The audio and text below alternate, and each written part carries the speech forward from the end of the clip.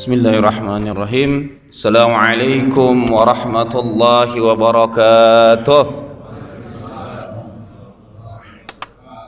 Apa kabar Bapak Ibu sekalian? Bini'matillahi ta'ala. Semoga selalu dalam nikmat Allah subhanahu wa ta'ala. Alhamdulillah. Ja'alallahu iyyaka na'budu wa iyyaka nasta'in. Nastaghfirullahal azim ala kulli dhanbin wa ala kulli amalin la yanfa'. Asyhadu an la ilaha illallah wahdahu la syarika lah wa asyhadu anna sayyidana wa maulana Muhammadan abduhu wa rasuluh la nabiyya ba'dah. Rabbi israh li sadri wa yassir li amri wahlul 'uqdatam min lisani yafqahu qawli amma ba'd. Bapak Ibu, para kekasih Allah, para hamba Allah, semoga setiap hari kita bisa istiqamah menghamba di awal waktu terbaik, di waktu subuh, dan bisa hadir di rumah-rumah Allah yang terbaiknya. Amin ya rabbal alamin. Dan tolong juga selalu diperhatikan, datang ke masjid itu ada syarat, ketentuan dan adab-adabnya. Mohon ini pun diperhatikan dengan detail. Karena salah satu kalau kita baca Islam itu paling tinggi sebelum kita mengkaji apapun adalah tentang ilmu adab. Jangan dulu bicara ilmu ini, ilmu itu, kajian ini, kajian itu. Ketika tidak ada kajian adab, maka kita akan hanya ribut urusan-urusan dunia. Kalau terkait dengan ilmu itu hebat, maka Thomas Alva Edison lah paling cepat masuk surga gitu. Kalau cuma gara-gara ilmu gitu. Karena dia penemu lampu, sayang dia kafir gitu. Kalau dia muslim tiap detik nih parahnya ngalir gitu. Kalau cuma karena ilmu. Tapi awal kali baginda Rasulullah itu diajarkan ilmu adab. Bahkan dahsyatnya Islam itu adab itu detail semuanya. Saking detailnya nanti yang lebih spesifik aja, masuk kamar mandi aja ada adabnya. Masuk kaki kiri, keluar kaki kanan. Sebelum masuk baca doa. Karena sarangnya iblis. Bahkan adab di rumah-rumah itu tolong diajarkan, tidak boleh pintu kamar mandi itu terbuka karena sarang syaitan. Tambah lagi sholat sunnah pintu kamar mandi terbuka, udah antum sholat dengan syaitan sih. Enggak terbuka pintu kamar mandi aja kita sholat di masjid masih banyak syaitannya gitu. Jelas? Bagian contoh lain adab yang diajarkan oleh baginda Rasulullah, saking detailnya. Masuk ke Mekah itu adabnya sangat detail, nggak sembarangan. Ada 7 titik syarat untuk mikot masuk ke Mekah. Nggak bisa ujuk-ujuk pakai baju sembarangan. Harus berpakaian ihram baru bisa masuk Mekah. Saking detailnya adab. Lihat, tanah paling suci di muka bumi itu adalah Makkahul Mukarramah. Adabnya pun detail banget. Nggak bisa ujuk-ujuk datang ke Mekah pakai pakaian biasa langsung masuk haram, nggak. Dia harus pakai pakaian ihram. Berpakaian ihram pun ada syarat ketentuannya. Ada adab-adabnya pula yang dijaga. Harus mandi wajib dulu, harus niat dulu. Begitulah Islam memandang adab. Sama ketika ke masjid juga, saya bilang tadi, luar biasa. Harus suci dari hadas besar, hadas kecil. Harus berpakaian yang terbaik. Karena perintah Al-Quran, khudhu zinatakum inda kulli masjid. Jadi sunnah tadafu'nya, sunnah utama ke masjid itu pakai pakaian terbaik. Mohon maaf, jangan sampai nanti ke masjid pakai pakaian kos oblong, pakai celana asal jadi. Saya pernah ngelihat sampai ini kadang-kadang ya tadi ngajinya kecepatan yang penting, pakai pakaian isbal berlebihan sampai tinggi banget, sampai kelihatan ke ujung sini. Ini bulunya panjang-panjang pula gitu. Padahal pakaian isbal ini dari dulu saya diajarkan ngaji itu memang pakaian daleman, bukan untuk di luar. Bukan langsung dipakai untuk sholat. Ngadep Allah tuh semulia-mulia pakaian. Bukan asal pakai baju. Begitulah Islam mengajarkan bagaimana luar biasanya mengutamakan adab daripada ilmu. Dahsyatnya lagi bagaimana diajarkan adab anak kepada kedua orang tua. Lebih dahsyat lagi adab istri yang lebih sangat sakral kepada suami. Ketika ada perkataan wala taqul lahuma ufin wala tanharhuma wa qul lahuma qaulan karima. Wala taqul lahuma ufin. Jangan sampai mengatakan wala tanharhuma, jangan mencaci maki mendebatnya. Wa qul lahuma qaulan karima. Itu kepada orang tua. Adab anak kepada orang tua, adab istri kepada suami lebih dahsyat lagi di atas ini. Nanti kajiannya lain lagi di tempatnya gitu. Karena ini banyak bapak-bapaknya gitu. Luar biasa Islam itu mengajarkan sedetil mungkin tentang ilmu adab. Mudah-mudahan bisa didalami, didetilkan, diajarkan, karena banyak kita mendidik anak-anak kita bangga dengan berbagai macam ilmu. Tapi tidak banyak di antara kita menspesifikkan tentang bagaimana adab-adab Islam kepada anak-anak kita sekalian. Kalau kita buka surat Luqman saja mengajarkan adab itu luar biasa. Wa idh qala Luqmanu li ibnihi ya bunayya, pertama kali adab yang diajarkan adalah la tusyrik billah inna syirka la zulmun azim. Baru nanti bagaimana cara bicara, bagaimana cara ketemu orang, bagaimana cara duduk, bagaimana cara adab memanggil. Surat Luqman itu mengajarkan adab anak luar biasa detil. Begitulah Islam memandang pendidikan adab ini adalah representasi kenapa dulu orang berbondong-bondong masuk Islam, karena adabnya Islam yang luar biasa. Lihat nanti, mohon maaf nih, makanya saya tidak pengen ada pengajian, ada taklim, ada apapun, jangan mengedepankan ilmu ataupun pemahaman kita sebelum adab. Nanti adab seorang muslim kepada muslim yang lain itu ada berapa paling minimal? Hakul muslim alal muslim situn. Itu paling minim. Ada 6 hak seorang muslim dari muslim yang lain. Sampai ketika dia bersin saja kita suruh mengucapkan, ketika alhamdulillah yarhamukallah, ngucapin kalimat thayyib, bersin itu. Nggak ada kata-kata jelek ketika sama seorang muslim. Belajar adabnya bagaimana saking beradabnya baginda Rasulullah kepada pengikutnya, kaumnya. Satu-satunya nabi di muka bumi terkait sirah. Ini sebelum kita masuk ke detilannya dalam sirah ini terkait saya sudah memberikan panjang lebar sebelum masuk ke sirahnya. Hari ini mendetilkan tentang adab agar kita bisa masuk memahami Rasul dengan baik dan benar, menjadi umat Muhammad yang benar sebagaimana hakikat baginda Rasulullah. 25 Rasul yang diutus, ribuan Nabi yang diutus, tidak ada satu Rasul yang diutus sebagaimana baginda Rasulullah SAW. Tidak pernah keluar dari mulut baginda Rasulullah caci maki, hinaan, dan mendoakan yang jelek untuk umatnya. Allahu Akbar. Bayangin kalian tuh, ketemui banyak Al-Quran, isi Al-Quran menceritakan ketika Nabi Allah Lut, inni da'auti qaumin lailan wa naharan walam yazidhu illa firara wa inni kullama da'auhum ja'alu asabi'ahum. Kalau aku mengajak mereka dalam kebaikan, mereka tutup telinga mereka dengan asabi'ahum, tangan-tangan mereka tutup habis biar nggak dengar. Berkeluh Nabi Allah Nuh alaihissalam, aku berdakwah di kaumku hampir 1000 tahun. Walam yazidhu illa firar. Kecuali yang bertambah hanya sedikit banget. Siang malam aku mendakwahi. Ujungnya minta azab. Didatangkanlah, suruh buat kapal. Bagaimana umat Nabi Lut alaihissalam? Ujungnya minta diazab Nabi, karena udah nggak kuat lagi. Tamunya aja pengen disodomi gitu. Malaikat yang datang. Bagaimana umat kaum Saleh, kaum Madian? Madian itu sekarang dekat banget dengan Madinah, 3-4 jam dari Madinah. Itu kalau dalam Al-Quran menceritakan kaum yang teknologinya paling canggih di zamannya. Bebatuan pun mereka senikan luar biasa. Diuji dengan seekor lembu. Dengan syarat dan ketentuan yang disampaikan nabinya. Nggak kuat, Nabi Soleh berdoa, azablah mereka. Antum akan buka Al-Quran, banyak nabi mengazab kaumnya.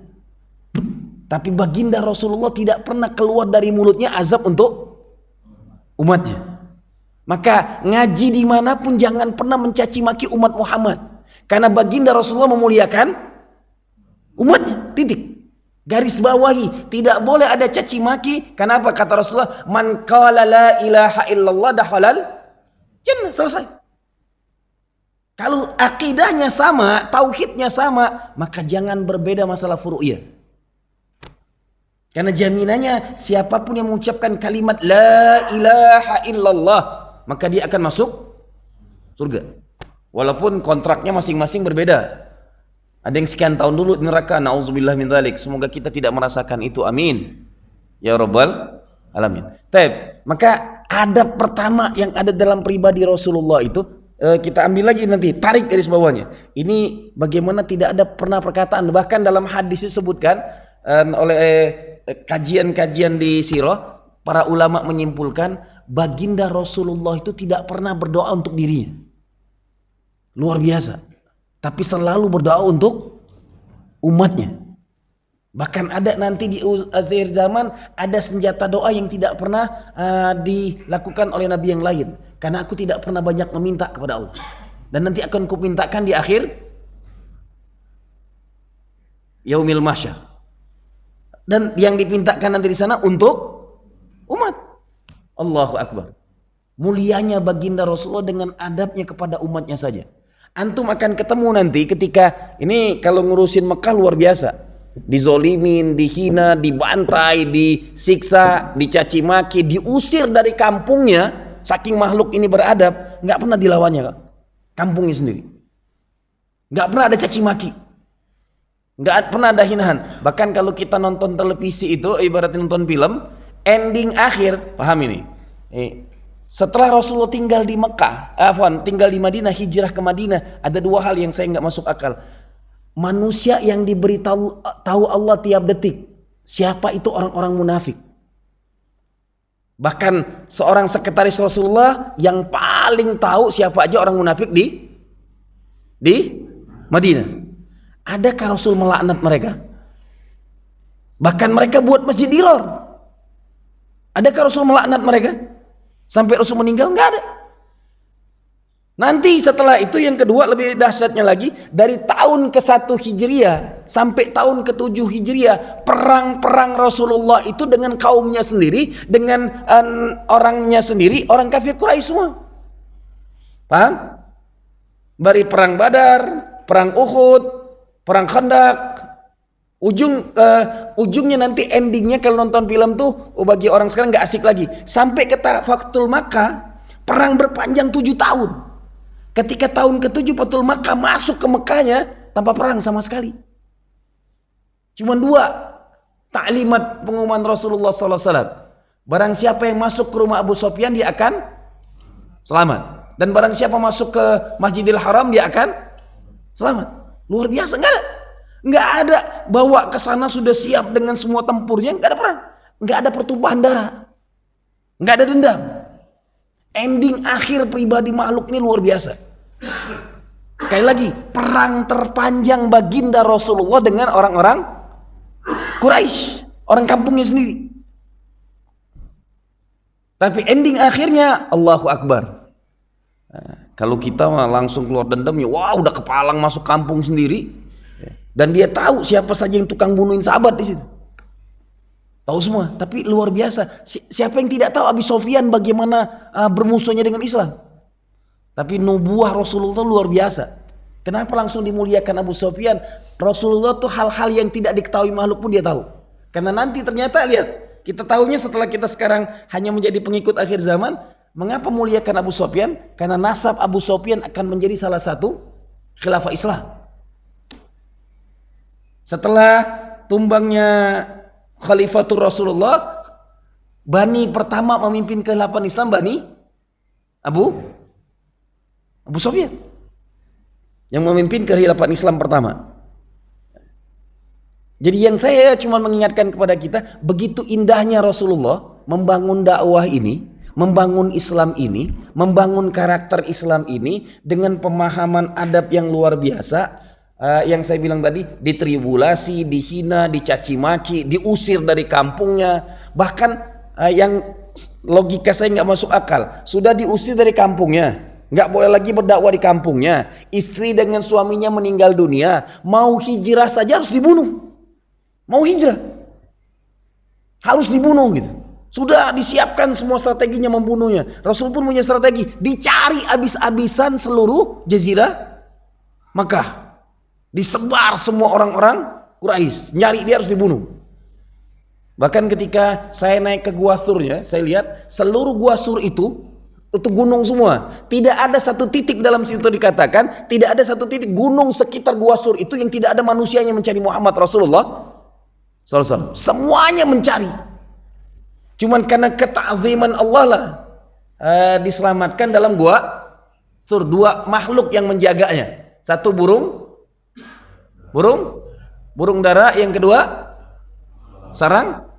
Makanya kenapa kalau orang Arab tuh sakral banget, tidak pengen membunuh burung dara sama sekali. Karena burung dara itu menyelamatkan Islam. Jadi kalau antum ngelihat apa di Mekah itu burung dara bejibun, banyak banget. Kalau orang kita ngelihat sana ada jamaah Ustaz, wah ini enak banget jadi pecel burung dara. Inti mau otaknya makan mulu. Ini burung sakral bagi mereka di sini. Karena inilah sejarah peradaban menyelamatkan Islam. Kami baru tahu. Waduh, aku bilang kacau. Di kita dimakanin enak bener dia bilang. Di sana malah mereka kasih makan, dibiarkan. Rumah-rumah mereka pun banyak kotoran burung dara biasa aja. Di sini kalau ada burung dara tetangga sebelah, bawa kabur tuh burung. Padahal burung itulah menyelamatkan Islam. Jadi kalau bahasa saya, ngurus burung dara ternyata bagian daripada sunnah kan gitu. Luar biasa. Antum lihat Mekah Madinah itu bejibun banget.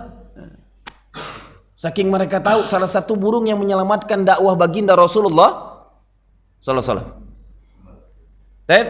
Jelas? Jadi titiknya klimaks harus dakwahnya saja dengan kaumnya sendiri harus dibunuh. Tapi puncak klimaksnya ketika setelah penaklukan itu nggak masuk, endingnya nggak asik bagi orang-orang yang nonton perang gitu. Ternyata bukan dengan pembunuhan lagi, tapi dimaafkan semuanya.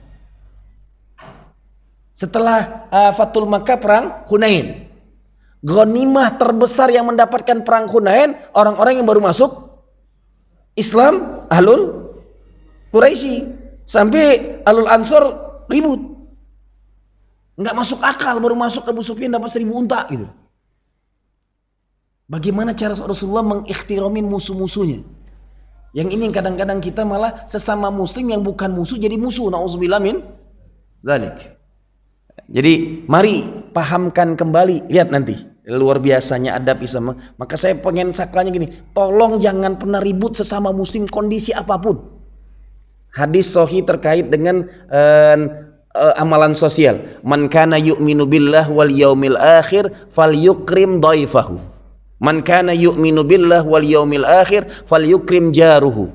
Man kana yu'minu billah wal yaumil akhir falyasil rahimahu. Ini kehidupan sosial yang nggak ada hubungan dengan agama. Kehidupan bermasyarakat. Barang siapa beriman kepada Allah dan hari akhir, muliakanlah tamunya. Apakah syarat tamu itu harus muslim? Siapapun yang datang, muliain. Mau muslim, mau kafir, mau murtad, mau syirik gitu, muliakan tamunya. Karena ini syarat dari Rasul. Kalau ente beriman kepada Allah dan Rasulnya, muliakan tamunya. Makanya rumah yang paling tidak ada tamu itulah sejelek-jelek rumah. Jadi harusnya bangga nih. Ada jamaah diundang makan ke rumah, itulah orang beriman. Jadi kalau pengen ngelihat orang beriman atau tidak, banyak nggak ngundangin orang makan ke rumahnya. Karena setiap hari Rasulullah itu tempat makannya Al-Sufa. Setiap hari. Tidak ada Al-Sufa yang tidak pernah nyicip masuk ke rumah baginda Rasulullah, karena tempat makan. Orang kalau inti ngerasa beriman kepada Allah dan hari akhir, maka rumah inti banyak tamu gitu. Makanya tradisi Betawi itu luar biasa, disengaja dibuatkan balek banget depan rumahnya. Berlama-lama orang situ. Ini bagian daripada beriman. Yang kedua, man kana yu'minu billah wal yaumil akhir falyukrim jaruhu. Barang siapa beriman kepada Allah dan hari akhir, maka muliakanlah tetangganya. Lihat, dengan tetangga itu nggak boleh ribut. Saat dia buangin kotorannya ke depan rumah kita, tawakkal ilallah dan doakanlah yang sebaik-baik, semulia-mulia doa. Insya Allah diijabah oleh Allah. Orang yang terjolim itu paling mustajab doanya. Tapi kan emang orangnya bejat, benar tetangga saya ini, makin rusak inti dengan dia ributnya. Karena hati-hati, Doa paling mustajab tuh doa orang yang lagi terzolimi. Ketika keluar dari mulut antum yang jelek, terjadi semuanya. Bagaimana bertetangga, adab dalam bertangga dalam Islam itu luar biasa detil. Siapa di antara antum yang setiap hari mendoakan tetangganya? Itu baru orang beriman. Tambah lagi tetangganya non muslim. Adakah? Ya Allah bukakanlah agar dia dapat hidayah. Kalau enggak sama sekali, antum lam yu'min billah. Bahkan adab berdoa dalam Islam pun diajarkan. Doa yang paling baik itu doakan orang lain dulu baru untuk diri kita. Kalau bahasa sekarang ini ada konsep TikTok yang terbaik itu TikTok dalam doa. Misalnya dengar tetangga cerita, ya Allah dia punya hutang 100 juta. Ya Allah lunaskan hutang dia 100 juta. Padahal kita punya hutang 1 miliar. Mintakan untuk orang lain. Nanti doa untuk orang lain itu melunasi utang-utang kita. Karena kita mendahulukan kepentingan orang lain. Begitulah adab Islam yang sangat luar biasa detilnya. Baru yang ketiga tadi, man kana yu'minu billah wal yaumil akhir falyasil rahimahu. Barang siapa yang beriman kepada Allah dan hari akhir, maka panjangkanlah silaturahim. Jadi orang yang menyumbungkan silaturahim, ketemu dengan si A, si B, datang ke rumah si ini, datang ke bapaknya, ke ibunya, ke pamannya, ke bibinya, terus inilah orang beriman. Jadi luar biasa kalau ada jamaah setiap hari datangin, kunjungin ke rumah-rumah, itu paling beriman orang. Semoga kita memahami bagaimana detilnya adab-adab dalam Islam. Dan tolong jangan selalu diperbesar perpecahan, khilafiyah, bahasa-bahasa bid'ah yang sangat menyudutkan. Nauzubillah min dzalik. Bukan itu beragama ini. Nikmatilah tetangga antum, itu adalah jaminan surga antum. Tambah lagi nih, teman satu masjid kita ini yang sekarang kita sholat subuh berjamaah ini akan menjadi syafaat kita kelak di yaumil mahsyar. Kalau Pak Ketua masuk duluan, saya nggak masuk, tarik kakinya. Enak aja masuk sendirian nggak ngajak-ngajak gitu. Saking seperti itu detilnya Islam mengajarkan. Semoga kita bisa memahami luar biasanya agama ini mengajarkan kelapangan dada. Bagaimana harus menerima dengan kondisi apapun. Maka selalu saya mengingatkan, tetap istiqamalah menjadi hamba Allah. Fa amma bi ni'mati rabbika fahadis. Selalulah hidup ini membicarakan nikmat Allah, nikmat Allah, nikmat Allah. Artinya orang yang selalu berpikir positif. Nikmatilah semuanya. Alhamdulillah, alhamdulillah, alhamdulillah. Dikasih apapun alhamdulillah. Karena inti fa amma bi ni'mati rabbika fahadis, inilah baru la in syakartum la azidannakum. Semoga kita selalu ditambah oleh Allah nikmat-nikmat kita. Amin ya rabbal alamin. Baru masuk setelah saya bilang tadi ini adabnya. Maka sebelum Allah menciptakan baginda Rasulullah, Allah menyiapkan saking detilnya peradaban. Lihat nanti ketika kita bicara tentang adab, Islam pun dibicarakan tentang peradaban Islam. Karena agama paling beradab itu adalah agama Islam. Yang dibicarakan peradaban Islam, nggak sembarangan. Nah, peradaban Islam dibangun oleh baginda Muhammad Rasulullah. Dan Allah tidak membangun peradaban baginda Muhammad ini dengan ecek-ecek atau sembarangan. Makhluk ini makhluk pilihan khassah, disiapkan dengan generasi khassah, keturunan yang terbaik, paling istimewa, keluarga paling mulia di muka bumi. Nasabnya pun nasab paling baik di muka bumi. Saya bacakan di sini sedikit dalam Sirah Nabawiyah yang dikarang oleh Safiur Rahman Al-Mubarakfuri, Allah yarham. Dia membagi luar biasa nasab dan keluarga Rasulullah itu dia bagi 3 agar kita tidak langsung percaya saja. Ada 3 bagian tentang nasab Nabi SAW. Bagian yang disepakati kebenarannya oleh para pakar biografi dan nasab, yaitu sampai ke Adnan. Jadi hanya sampai ke Adnan, semua pakar-pakar sepakat itu nasabnya benar dan tidak ada khilafiyah. Itu yang pertama. Yang kedua, bagian yang mereka perselisihkan, ada khilafiyah, ada perselisihan, yaitu antara nasab yang tidak diketahui secara pasti dan nasab yang harus dibicarakan lebih detail lagi. Tepatnya Adnan ke atas hingga ke Nabi Allah Ibrahim alaihis salam.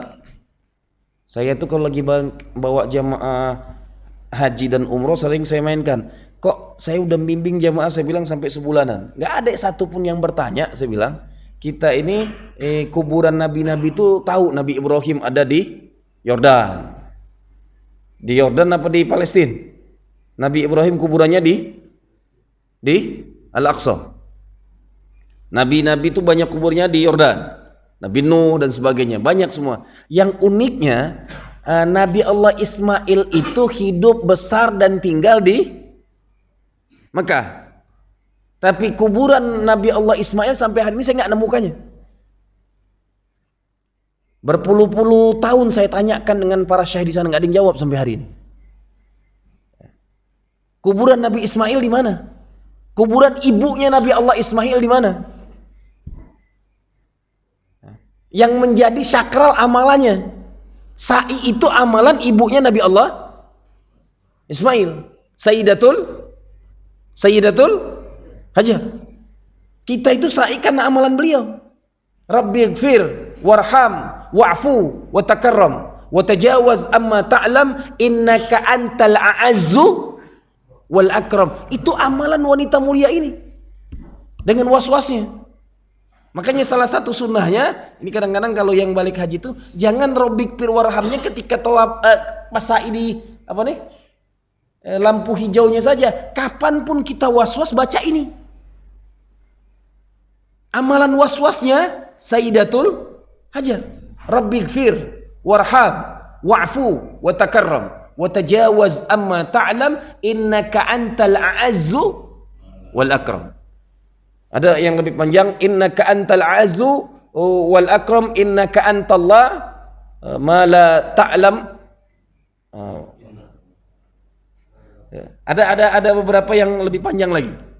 Ala kulli hal, ini bagian daripada kalau orang lagi banyak was-was, baca doain untuk menghindarkan was-was kita yang berlebihan dengan masalah dunia. Rabbighfir, ampuni dosaku. Luar biasa awal ketika orang was-was itu minta ampunan kepada Allah Subhanahu wa taala. Nah, saya membacakan ini memahamkan bahwasanya ada perselisihan nasab dari Adnan sampai ke Nabi Allah Ibrahim alaihissalam. Baru yang ketiga disebutkan di sini, bagian yang sama sekali tidak kita ragukan bahwa di dalamnya ada hal-hal yang tidak benar, yaitu dari Nabi Allah Ibrahim alaihissalam sampai ke Nabi Allah Adam alaihissalam. Jadi karena jarak udah sangat jauh banget, maka dibagi oleh beliau ini 3 hal. Jadi belum tentu menurut buku ini nasab-nasab yang disebutkan sampai ke Nabi Allah Adam itu benar-benar detil. Yang paling sahih hanya sampai ke Adnan. Maka disebutkan sini, 1, bagian pertama Muhammad bin Abdullah bin Abdul Muthalib yang namanya Sahibah bin Hashim, yang nama aslinya Amru bin Abdul Manab bin Qusay bin Kilab bin Murrah bin Ka'ab bin Luy bin Ghalib bin Far, yang menjadi cikal bakal nama kabilah yaitu Quraisy. Al-Fir ini yang menjadi cikal bakal Quraisy. Bin Malik bin Nadhr bin Kunainah bin Khuzaimah bin Mudri bin Ilyas bin Mudar bin Nizar bin Ma'ad dan bin Adn. Nah, inilah nasab awal yang disepakati oleh para ulama sampai Adnan, inilah yang paling detil. Baru dari Adnan sampai ke Nabi Allah Ibrahim ini ada khilafiyah. Dan yang ketiga, dari Nabi Allah Ibrahim sampai ke Adam itu tidak semua ulama ittifaq. Tidak semua ulama bersepakat sama binnya. Nah, dari bin ini yang paling spesifik nanti di sini, Abdullah adalah bapak Rasulullah sallallahu alaihi wasallam, ibunya ya Fatimah bin Amr bin Ad bin Imran bin Makhzum bin Yuqzan bin Muru'ah bin Abdullah, anak dari Abdul Muthalib.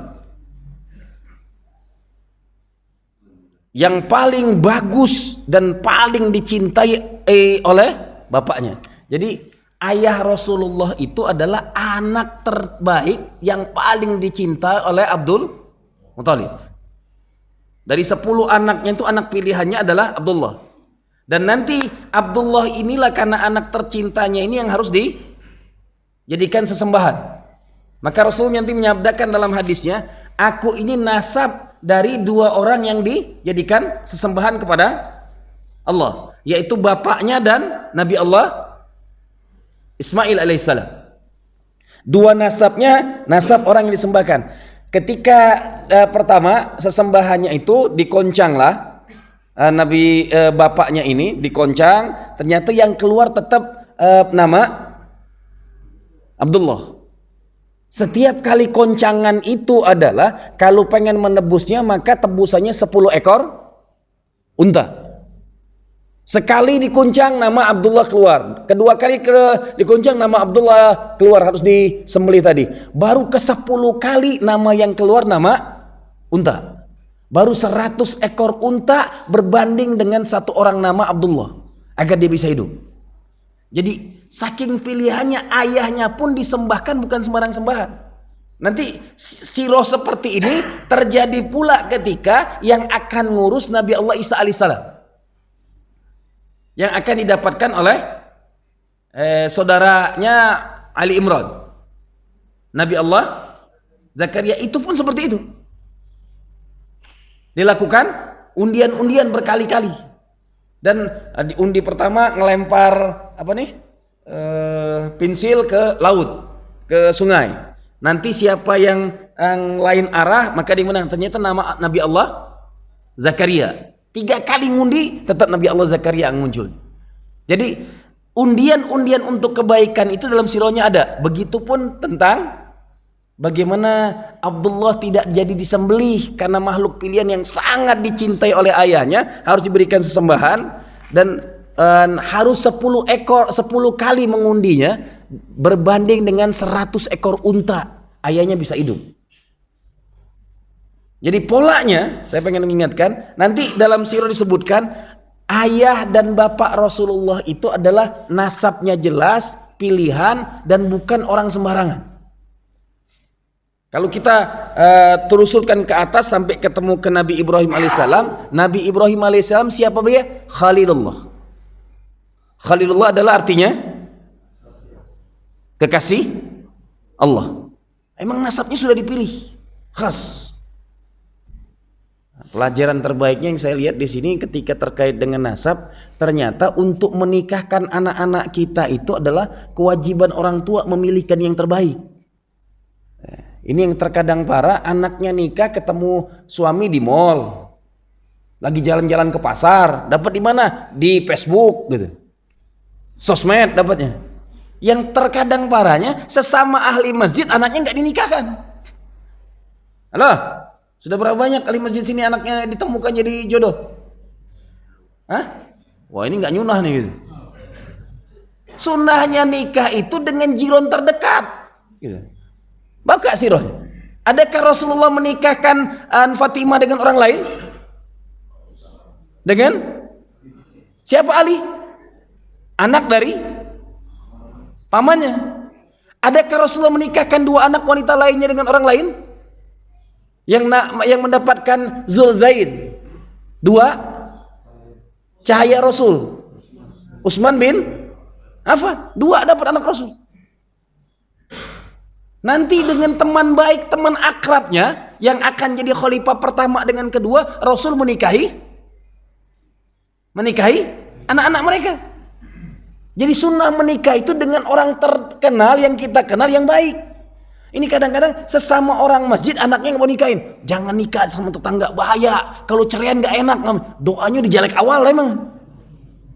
Harusnya alhamdulillah nak, kalau nikah dengan tetangga tuh niat kita biar nggak ada ceraian sama sekali. Emang otaknya mikirnya jelek, akhirnya keluarganya ceraian mulu gitu. Kalau dengan orang lain kalau mau cerai nggak apa-apa. Nauzubillah min. Jadi kalau dokternya udah salah, rumah tangganya akan salah. Halo. Mohon mudah-mudahan ini yang harus disyiarkan.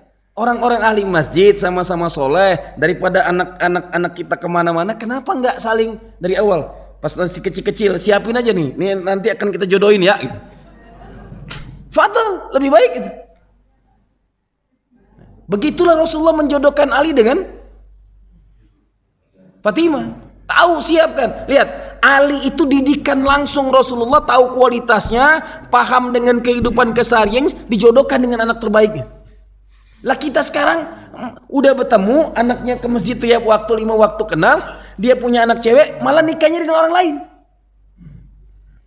Ini emang belum tahu, udah kelamaan belum tahunya bahaya juga nih. Mulai besok berarti berbondong-bondong yang nikah kan, amin.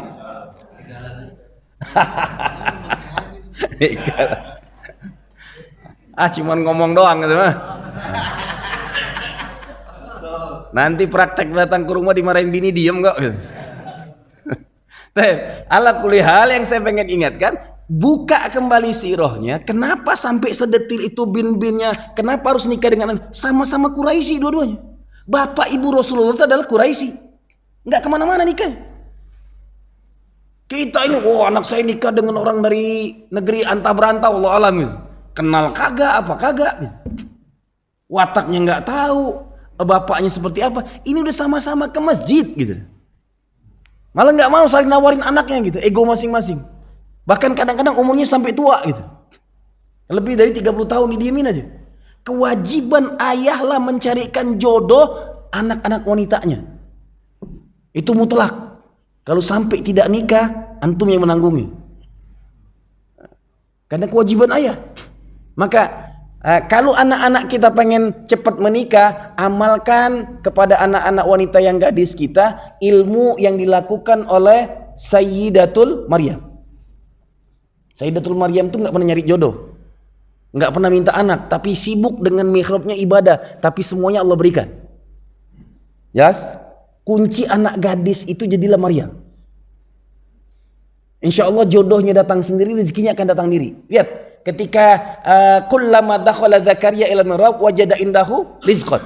Qala ya Maryam anna laki hadha? Qalat hadha min indillah.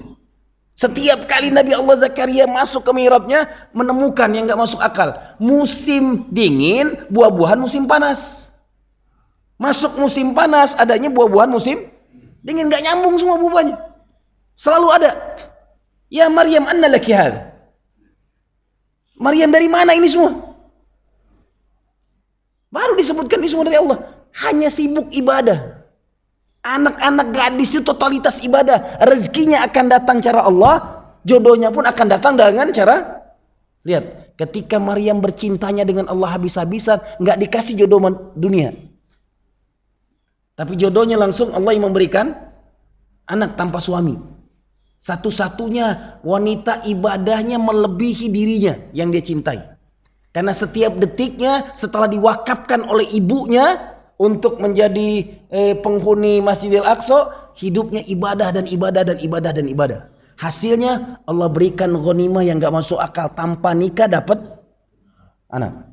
Begitulah indahnya ketika anak-anak gadis kita sampaikan kepada mereka totalitas ketika gadis ibadah kepada Allah. Jodoh rezekinya akan datang dengan cara Allah. Amin ya rabbal alamin. Al-Quran yang bicara, bukan aku. Tinggal amalin aja. Jelas? Baik. Maka terkait dengan nasab ini, Rasulullah itu nasab pilihan. Tapi jangan lupakan sunnahnya, buka sirah kembali, yang lebih baik menikahkan anak-anak kita itu dengan orang terdekat. Jangan pula ada doktrin yang salah tadi. Jangan sampai ketemu dengan tetangga, aduh malunya kalau lagi ribut, malunya kalau cerean. Otaknya memang udah negatif semua. Dengan menikah sama tetangga itulah membangun harmonisasi yang luar biasa. Tahu karakternya, ke masjidnya dia tahu, dari kecil anaknya diajarin. Kadang-kadang sama-sama di TPA, udah biarin, lebih baik itu. Dulu pernah ribut dari kecilnya, mudah-mudahan besarnya akan ada mahabbah yang lebih utama lagi. Amin ya rabbal alamin. Karena bayangin antum, Rasulullah itu menikahkan Ali dengan Sayyidatul Fatimah itu serumah dari kecil. Sayyidina Ali diambil Rasulullah umur berapa tahun? Lah, itu masuk Islamnya umur 8 tahun. Sebelum itu udah tinggal dengan Rasulullah dari kecil. Dari bayi Ali itu udah tinggal dengan Rasulullah. Masuk Islamnya Ali umur 8 tahun. Dari awal dari ambil Rasulullah. Karena pengen Rasulullah adalah bergantian, dulu Rasul diurus oleh pamannya, maka diambillah anak pamannya Rasulullah. Bagian daripada pengabdiannya. Tapi luar biasa, anak yang dididik di rumahnya disiapkan menjadi jodoh untuk anaknya sendiri. Karena tahu karakter, watak, sifatnya yang disiapkan dari madrasah Rasulullah, hasilnya luar biasa. Anak-anak yang hasil pun anak-anak menjadi sejarah cerita dalam Al-Quran dan hadis. Bagaimana Hasan dan Husain. Jangan dilupakan, khalifah kelima dalam Islam itu adalah Hasan. Satu-satunya khalifah nasab Rasulullah yang ketika ribut-ribut masalah minta jabatan ini, dia serahkan ke Muawiyah tanpa perang. Bapaknya ribut perang, dia serahkan. Luar biasa didikan Rasulullah. Cucu didikan Rasulullah itu mimpin khalifah kelima cuma 6 bulan. Menyerahkan jabatan khalifahnya, orang lain ngejerin jabatan. Dia serahkan jabatan dan tanpa peperangan. Begitu luar biasanya didikan rumah baginda Rasulullah SAW. Catatan hari ini yang saya pengen ingatkan adalah berbicara tentang nasab. Maka memahami nasab, pentingnya kita membangun nasab yang benar. Menjodohkan anak-anak kita harus tahu nasabnya itu lebih mulia. Karena itu yang diajarkan oleh baginda Rasulullah SAW. Fatalnya kita, khassahnya orang-orang Indonesia, kadang-kadang sampai ke kakeknya udah nggak tahu lagi ke atasnya. Ya, bersiap-siap antum. Nanti ketika antum meninggal pun akan dilupakan oleh nasab antum kayak gitu. Padahal mendoakan nasab itu bagian daripada sunnah Rasul. Lihat nanti. Kita saja ketika sholawatan lagi sholat, lihat bahasanya. Allahumma sholli ala Sayyidina Muhammad wa ala ali Sayyidina Muhammad. Atau yang nggak pakai Sayyidina, Allahumma sholli ala Muhammad wa ala ali Muhammad. Yang disebut siapa? Wa ala ali Muhammad. Kami bersolawat, berikanlah keselamatan kepada baginda Rasulullah dan kepada nasab Rasulullah. Luar biasa.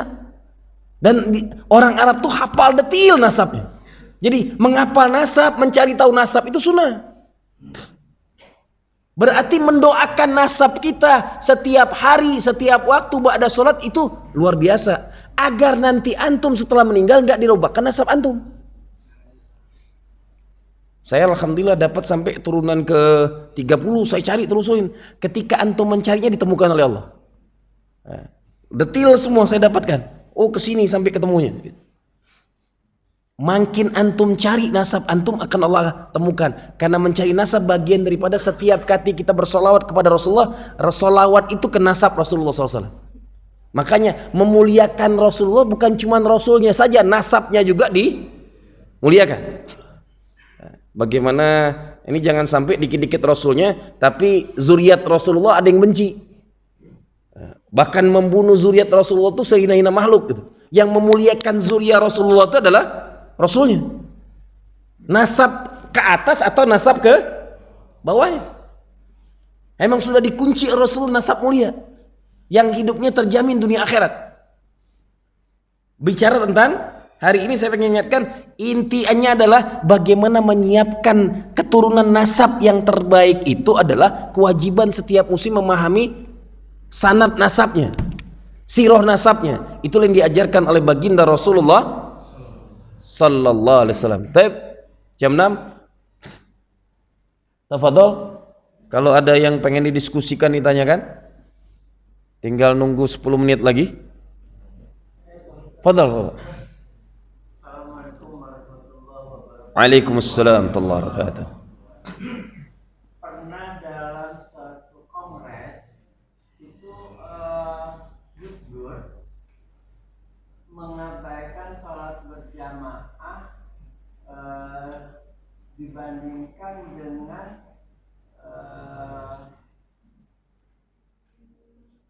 adab. Di sini posisinya adab dengan ahli zikir, keseimbangannya di mana? Karena dia kan sebetulnya ya beliau kan ngerti ilmu kiai, tetapi agak mengabaikan sholat berjamaah cuma karena dalam kongres. Gini, yang harus dipahami ketika itu kongres atau pertemuan luar biasa besarnya dan masih ada hal-hal penting yang harus diputuskan, itu boleh mentakhirkan sedikit untuk mengambil keputusan asal mereka tetap sholat berjamaah, tidak meninggalkannya. Jadi sholat berjamaahnya jangankan gitu, Rasulullah sendiri dalam perang itu kan membagi sholat berjamaah, ya, ada yang berjaga, ada yang sholat. Jadi lagi keadaan-keadaan kredit, sholat berjamaah yang sangat penting itu pun bisa diberikan. Ingat saya bilang, sholat berjamaah itu hukumnya wajib. Sholat 5 waktu dimanapun, kapanpun, dalam kondisi apapun rukun. Jangan sampai wajib mendahulukan rukun. Jadi seakan-akan kalau ngelihat saudara kita yang tidak ke masjid itu adalah kafir. Lah, dia muslim tetap. Kekurangannya dia belum punya iman karena nggak ke masjid. Tapi jangan menghukuminya seakan-akan label jelek, negatif. Yang penting dia sudah melaksanakan sholat, rukunnya melaksanakan sholat. Lepas label dia kafir ketika dia sholat. Mau dimanapun terserah. Hukum syariah awalnya sholat itu rukun. Ke masjid hukumnya wajib. Ke masjid bukan rukun, wajib. Yang punya kemapangan waktu, yang punya keyakinan iman total, dia gak akan tinggalkan masjid. Tapi jangan sampai melihat saudara kita yang tidak ke masjid itu seakan-akan hina. Nauzubillah min dzalik, gitu. Allahu akbar. Itu yang utama. Itu yang utama. Yang penting jangan sampai ngelihat negatifnya. Karena ketika kita makin memahami syariah, kita akan tahu ternyata ada skala aulawiyatnya. Sama kita ngomongin, wah orang yang nggak ke masjid, tahu-tahu dia misalnya gini, ada sahabat saya mengatakan, saya nggak bangun ke masjid karena ketiduran, nikmat. Ya bukan lagi lupa, emang diangkatnya catatan Allah 3 perkara kan gitu. Anak kecil sampai dia balik. Makanya saya sangat tidak setuju membahas dikit-dikit anak kecil ke masjid disalahin. Antum membahas orang nggak punya dosa. Allah aja mengangkat catatannya. Selama anak itu masih kecil nggak ada dosa. Wallahi baca sirah bagaimana Hasan dan Husain naik ke pundak Rasulullah serukuk berlama-lama. Adakah Rasulullah mengganggunya? Jamaah dikorbankan untuk anak kecil karena dia nggak ada dosa. Sekarang jangan ke masjid nganggu kehusuan. Khusuk dari mana? Nggak ada kecil aja otak kita. Allahu Akbar, satu mikirin utang, cicilan mobil belum terbayar. Benar? Alasan aja syaitoni. Sengaja dibuat syaiton biar anak-anak kecil hilang dari masjid. Iblis itu merencanakan yang terbaik. Keluarlah otak-otak kita dengan nafsu kita. Sami nggak ngerasa khusuk gara-gara main-main kemana-mana. Nggak ada anak kecil, nggak ada yang ribut, masih aja otak ente mikir kemana-mana gitu. Halo, jawab. Benar? Sah? Terus kenapa Allah saja mengambil catatan amal kita? Nggak ada dosa dia. Kita larang ke masjid, dimarah-marahin lagi, jangan sampai ditakut-takutin. Anak-anak main di masjid dimarahin, anak-anak main di luar sampai ngerokok ngisepin aibun nggak ada yang marahin. Halo, bener nggak otak kita hari ini? Ngerokok.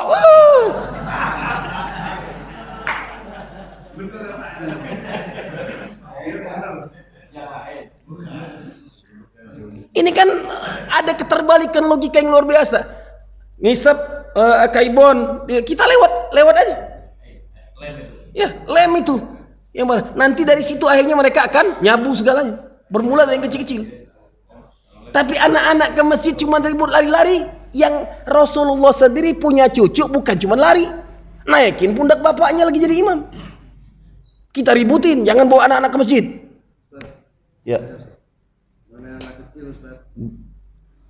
Apakah anak kecil itu bisa memutus saf? Karena mungkin kita nggak tahu nih apalagi orang tuanya, mungkin dia juga membiarkan orang tuanya nggak datang ke sini, Ustaz ya. Apakah dia wudhu taharanya udah benar? Bisa dia kencing nggak cebok atau segala macam. Nah sementara kita orang dewasa di sini anak kecil. Apakah itu jadi memutus saf atau bagaimana? Ataukah mungkin karena kita khawatir posisinya di mana anak kecil ini bagusnya ditempatkan seperti itu. Itu kan nanti bermain-main nggak apa-apa ya, tapi pada saat sholatnya nanti, ini kan harus itu sholat gitu kan. Diletakkan di mana anak kecil sebaiknya? Ketika membicarakan ini masuk kajian khilafiyah. Kalau saya terkait khilafiyah, ngambil yang paling mudah aja untuk kayak gitu. Yang paling memudahkan hanya Imam Syafi'i. Anak kecil itu karena tadi rufi al-qalam an thalathin, diangkatnya catatan Allah, dia tidak akan mengganggu sob segalanya karena menghadirkan dia ke masjid taklim untuk mendidiknya. Ya gitu. Tapi kalau masuk ke Imam Ahmad bin Hambal paling keras. Membawa anak kecil ke masjid itu harus suci dari segalanya. Karena dia langsung ini kan dengan adab ke masjid itu suci dari hadas besar dan hadas kecil. Padahal tadi dia emang sudah Allah tadi belum ada dosa, belum ada apapun. Anak-anak yang belum balik meninggal aja kita bisa dapat syafaatnya. Ya? Ya kan nanti yang salah satu memberi syafaat yang punya celengan. Sebelum balik anaknya meninggal. Urusan khilafiyah sekali lagi saya tidak mau memperpanjang. Ketika ada yang pakai dia harus detail banget, Imam Syafi'i melonggarkan di situ. Padahal di bidang lain Imam Syafi'i itu sangat kaku dan detail banget, saking hati-hati. Tapi urusan anak kecil Imam Syafi'i tidak. Luar biasanya. Satu. Yang kedua tadi saya belum menyelesaikan yang kajian anak kecilnya, itu masalah khilafiyah, tinggal sisi mana yang kita ambil masing-masing mengambil. Tapi menjauhkan anak-anak dari masjid, nanti kita baru meributkan ketika anak-anak sudah dewasa nggak ke masjid. Sebab kita yang menakutkan mereka, dimarah-marahin terus. Akhirnya masjid kosong dari anak-anak kecil. Nauzubillah, dengan berbagai macam harus gini. Padahal yang terbenar tadi harusnya setiap saf itu satu anak kecil, satu orang tua. Jangan digabungin di belakang. Anak kecil di belakang semua. Udah, yang satu lagi sholat, Allahu Akbar, kelepok gitu. Lah sini kelepok lagi gitu. Yang di depan orang-orang tua semua. Kapan anak-anak ini akan punya pendidikan ngelihat cara ibadah orang tua? Syaiton semua, wah mumpung ribut disuruh.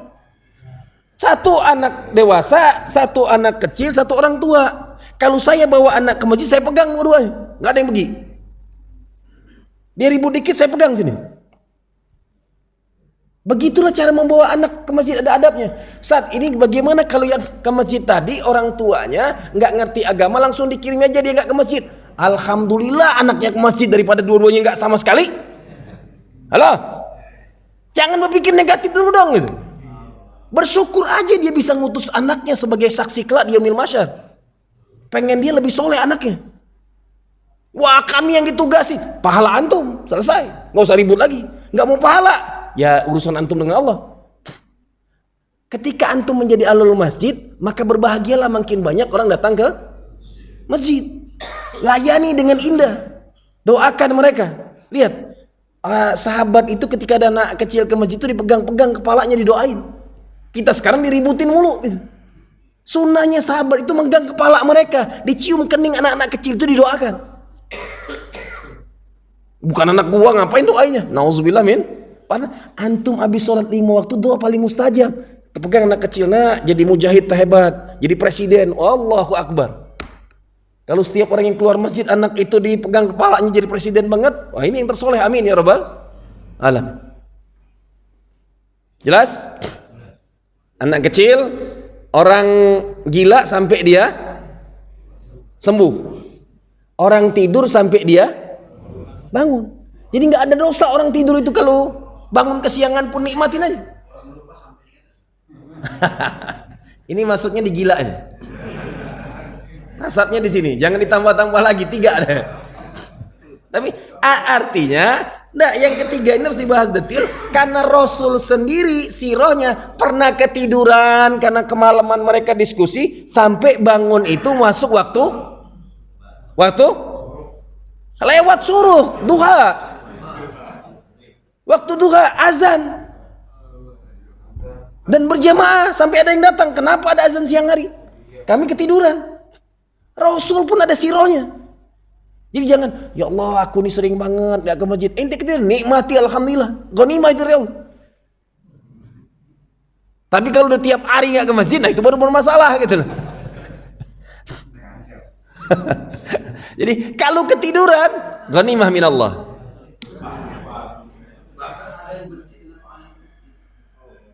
Benci dengan orang yang, maka tadi saya bilang saling mendoakan itulah hakul muslim alal muslim. Tolong tinggal dibuka. Ketika adab 6 ini kita bangun berjiron tetangga, insya Allah nggak ada keributan. Udah, asalnya gini aja. Tanah kita diambil orang, nikmati aja. Setiap jengkal tanah yang diambil tuh nikmatnya surga, langsung selesai. Gak usah pusing-pusing dunia nih. Kita ini terlalu membesarkan urusan dunia yang nggak penting jadi penting gitu.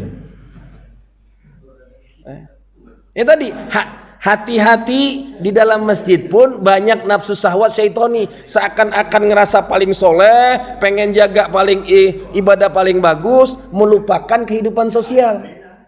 Ahlul masjid itulah orang yang berjiwa sosial paling tinggi. Bukan malah ahlul masjid nggak mau ada kematian, wah itu ahlul bid'ah, nauzubillah min dzalik, nggak ada bahasa itu. Jangankan muslim, orang kafir aja meninggal tetangga kita wajib menguburkannya gitu. Tambah lagi muslim. Dengan luar biasanya ikut menyolatkan dapat 1 qiraat, ikut menguburkan dapat 2 qiraat. 1 qiraat itu sama dengan tingginya gunung Uhud. Saking luar biasanya. Jadi Islam ini benar-benar Masya Allah, ketika kita nikmati dengan cara yang, maka nggak ada ngerasa kita ini minder dengan semua amal. Ana dengan antum hidup di akhir zaman ini jangan ngerasa paling soleh, karena ana dengan antum semua nggak ada jaminan surga. Jelas? Ceramah ana sehebat ini pasti surga? La, wallahi. Surga ana belum ada jaminan dari Allah. Yang dijamin masuk surga hanya 10 sahabat. Selebihnya nyari dengan cara bersusah payah. Maka jagalah iman kita dengan cara tadi. Hakul muslim ini adab kita berislam dengan saudara muslim yang lain. Ada nggak kita ketemu saudara kita di jalan? Saya contohkan aja.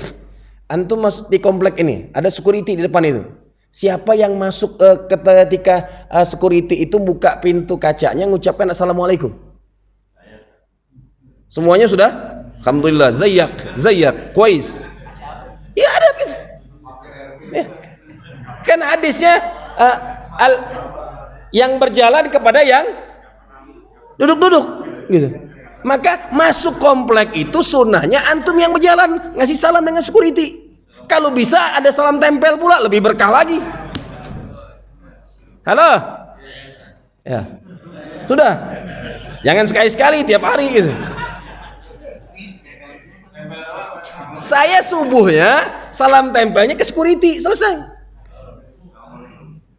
Pokoknya kalau dia kan kalau selamat siang Pak, nanti sore aku mati, nggak mau selamat siang, gue bilang. Ucapin yang terbaik, assalamualaikum. Tolong jawab salam saya. Udah dia pokoknya kalau Pak Ustadz mau masuk gak ada lain, dia cuma minta disalam dulu. Kalau nggak salam saya nggak jalan, saya bilang. Jawab dulu salamnya. Intinya adab-adab ini kalau kita benar-benar jalan istiqomah, indah Islam itu. Yang saya bilang dulu pernah saya ajarkan, lihat bagaimana adab Islam kepada orang tua. Allah tuh memuliakan orang yang Allah panjangkan umurnya, makin tua makin soleh, semulia-mulia makhluk kan. Khairun nas man tala umruhu wa hasuna al-umur. Semulia manusia itu yang Allah panjangkan umurnya, makin tua makin soleh. Maka muliakan mereka orang soleh ini. Ketika lagi di masjid, kalau bisa, saya di masjid saya nggak pernah di saf pertama, masih ada orang tua suruh dia. Kalau emang dia agak lambatnya, tuntun dia ke depan. Karena sodakoh, infak saf pertama kepada orang yang lebih tua itu lebih mulia dibandingkan kita berebut. Yang fatal kadang nggak ada adabnya lagi, sudah masbuk pengen saf paling pertama, gitu. Gue bilang gebok juga nih kepalanya, gitu. Bahasanya, ini kan nggak ada adab bener gitu. Udah datang sholat sunnah qobliyah udah kagak ngelihat ada qomat langsung jerebuk kain ke depan. Kalau ada orang tua dulu kan anter, pahalanya luar biasa. Assalamualaikum warahmatullahi wabarakatuh.